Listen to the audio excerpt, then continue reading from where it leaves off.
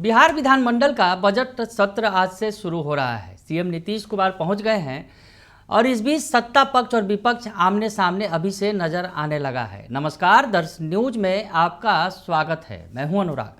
Budget सत्र हंगामेदार होने वाला है, ये पहले दिन से ही दिखने लगा है।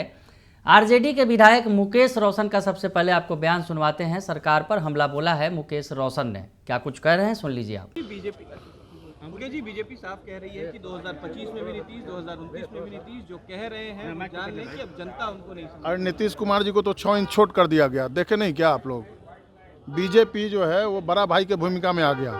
आज जिस तरीके से जेपी नड्डा जी ने कहा था कि छोटी छोटी पार्टियों को खत्म कर देना चाहिए, मतलब बड़ी मछली जो है वो छोटी मछली को वो निगल जाने का काम करती है, उसी तरीके से उसी का उदाहरण है कि आप देखिए कि जो परसों एक्सपेंशन हुआ उसमें बीजेपी के लोगों ने शपथ लिया, लेकिन जदयू का संख्या कहाँ था, कहाँ चला गया।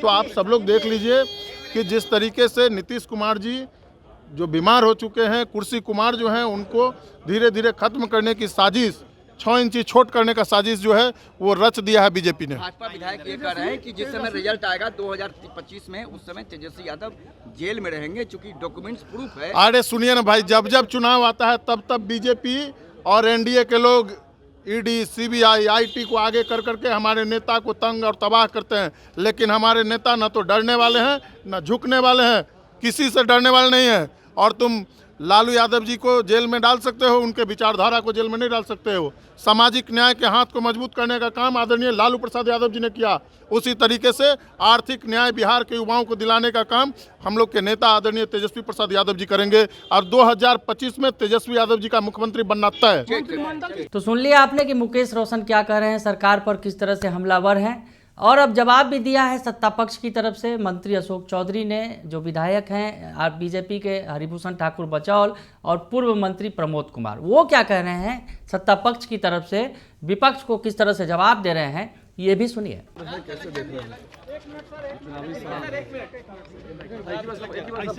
आराम से, प्यार से चुनावी साल है, इस साल बजट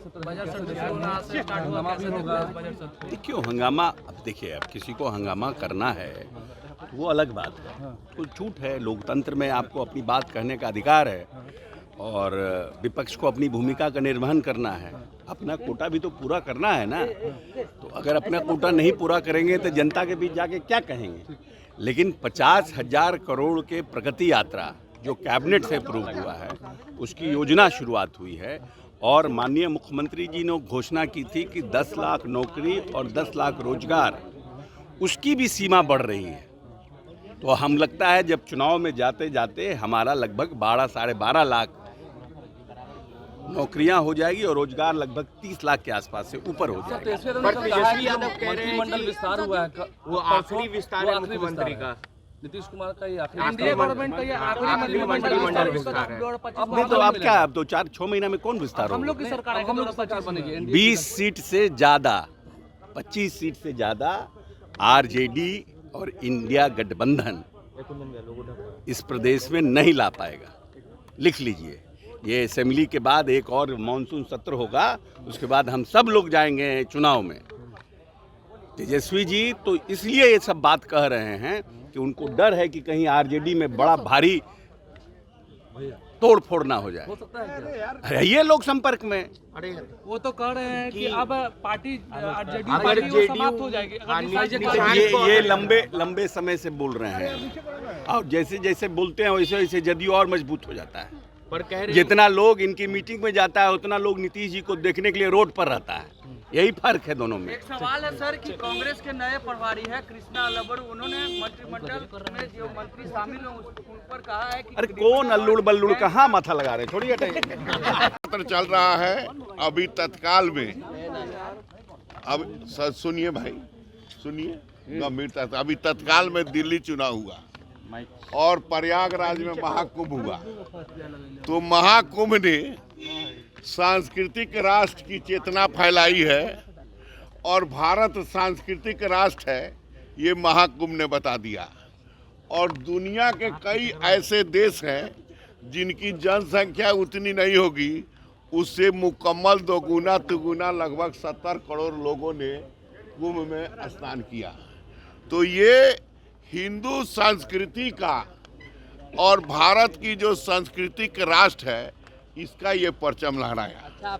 और दिल्ली की सरकार, सुनिए, दिल्ली की सरकार अभी जो खटा फटाफट कर रही थी वो सटासट भीतर चल गई नहीं जी।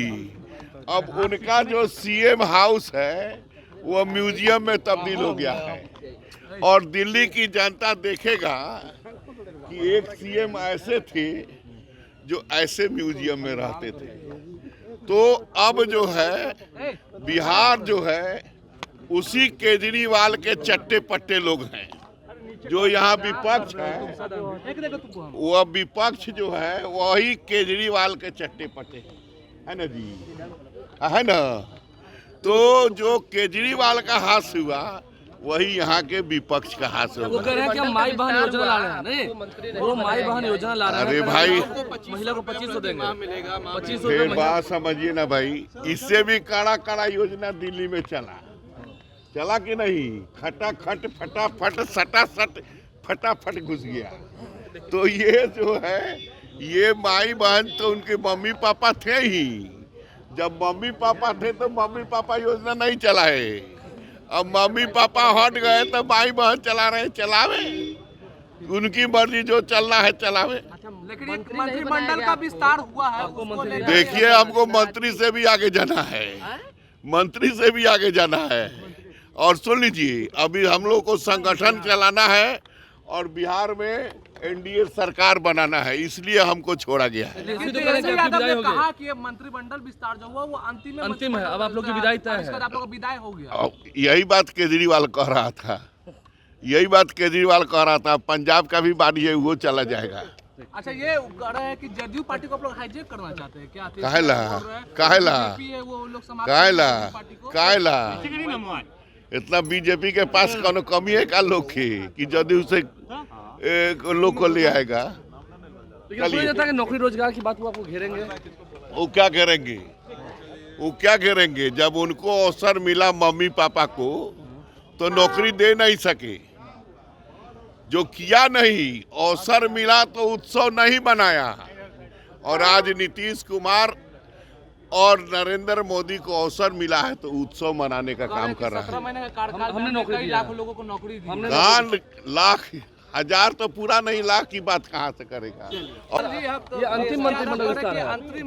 अंतिम मंत्रिमंडल विस्तार हो गया। हम लोगों की सरकार आने वाली है। उनका कहना सत्य है, सही में उनकी अंतिम पारी है। चूंकि सम्मन हो चुका है, अब गोल घर तैयार है। तेजस्वी जी अपनी चिंता करें, एनडीए की चिंता नहीं करें। एनडीए पुनः पूर्ण बहुमत के साथ 225 सीट के साथ बिहार में पुनः सरकार बनाएगी नीतीश जी के नेतृत्व में। और वो अपने पिताजी की तरह उस समय कहीं जेल में न हो। बोल रहे हैं कि अगर निशान जी नहीं आए राजनीति में तो बीजेपी वाले खा जाएंगे, जदयू को हाईजेक कर लेंगे। देखिए, उनका मन स्थिति हम आप सभी समझ सकते हैं। एक नौजवान जिसका कैरियर अब मृत प्राय होने वाला है, जिसमें गवाह की भी आवश्यकता नहीं है, स्वयं में प्रूफ है कि आपने नौकरी दी है और जमीन ली है। इसमें दो तरह का केस होता है भारत में, एक में गवाह की आवश्यकता होती है और एक में डॉक्यूमेंट का प्रूफ होता है। तो वो तो डॉक्यूमेंट के प्रूफ में इस तरह फंस चुके हैं कि आगे वो क्लर्क के नौकरी के लिए भी जब सजा हो जाएगा तो नहीं योग्य रहेंगे। तो उनके बोलने का, भ्रष्टाचारी परिवार के सदस्य के बोलने का बिहार में कोई मतलब नहीं है। सर्वे है उसमें तेजस्वी यादव सबसे लोकप्रिय मुख्यमंत्री के चेहरा के तौर पर। वैसे फर्जी में हम लोगों का भी आ जाता है सबसे लोकप्रियता में, वो सबसे कुछ नहीं होता है, वो आपका भी आ जाएगा नाम। बिहार में मुख्यमंत्री के लिए कोई वैकेंसी नहीं है। तो ये भी सुन लिया आपने कि क्या कुछ है, यानी सत्ता पक्ष और विपक्ष आमने सामने है। यानी नीतीश कुमार की टीम एक तरफ है तो दूसरी तरफ तेजस्वी की सेना खड़ी है। यानी बजट सत्र में काफ़ी हंगामा देखने को मिलेगा, ये बिल्कुल तय मानिए, क्योंकि जिस तरह से बिहार विधानसभा का चुनाव होना है, चुनावी वर्ष है 2025 का। और ऐसे में चुनावी वर्ष में सत्ता पक्ष और विपक्ष आमने सामने होंगे। मौका भी बड़ा होगा क्योंकि ये बजट सत्र है और बिहार का ये आखिरी बजट होगा इस सत्र का। अगर ये इस सरकार का 2025 का जो ये चुनावी वर्ष है और इसमें बजट जो पेश किया जाएगा, और इस बजट में काफ़ी उम्मीद भी की जा रही है कि कुछ ऐसे बजट में प्रावधान किए जाएंगे ताकि जनता को लुभाया जा सके। तो विपक्ष भी खड़ा है सरकार का विरोध करने के लिए। चलिए आगे आगे देखते हैं होता है क्या। फिलहाल के लिए इतना ही। बने रहिए दर्शन न्यूज के साथ। धन्यवाद।